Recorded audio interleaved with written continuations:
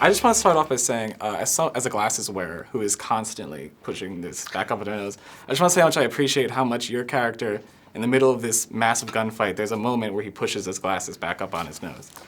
Well, that actually happened. I can relate. I don't remember how many takes it was, but once we got to that sequence, the first time I was sweating, so my glasses were slipping. So I just, as the character, it was just that moment of, I have to do that. And then Chad like, do it again. But it was organic the last time. Okay, let me see if I can recreate them. So, that's a good director. Yeah. Yeah?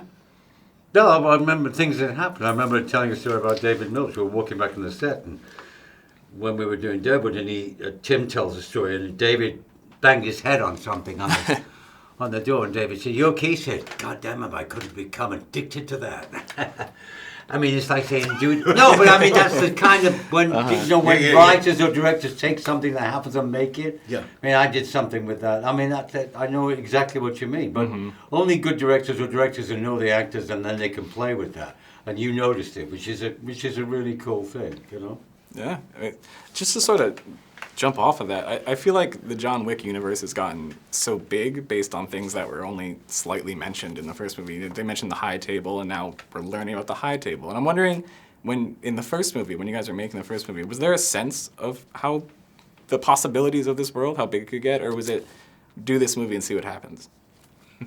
Do this movie and see what happens. Yeah. I think, don't you? There's no, I mean, the fact that it ended, I mean, it was one of those movies, come to New York for a couple of weeks, have a good time, a lot of good actors involved. I mean, apart from Lance, myself, there were, Willem Dafoe, you had Johnny Leguizamo in the first one, and, but Chad and Keanu worked together. I think they're the reason why the story took on its own, and the film took on its own life. Mm-hmm. And it was an extension of what audiences like to see Keanu do.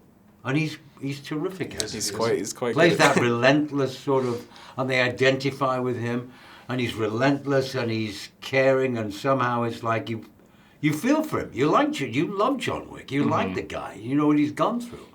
I mean, they gave him the added thing of his dogs. He has a puppy, and they killed his wife, and they killed the first puppy. I mean, come on, man. And they stole his car. For those people who love NASCAR. And even worse, they stole his car. Even worse, they stole his car, man. Amazing. And I'm interested because to sort of go before the movies, I'm wondering, because your characters both obviously lived these insane lives before the Continental, but these are all things that are just sort of hinted at and mentioned. I'm wondering if in both of your heads you have that, if you have any idea of what their lives were like before the Continental. Yes. We each have backstories about how, first of all, the thing we definitely agree on is how far back we go, at least 30 years. For me, that was, even in the first couple of films, before because it's interesting, we don't really have, we have like a moment at the end of the second film, but we really don't interact except on the phone in the first two films. Mm-hmm. But for me, my relationship to him is central to who the character is. Amazing. Well, thank you so much for talking to me. And this movie is insane in all the best ways possible. And I hope we keep making them forever and ever and ever. Thanks, man.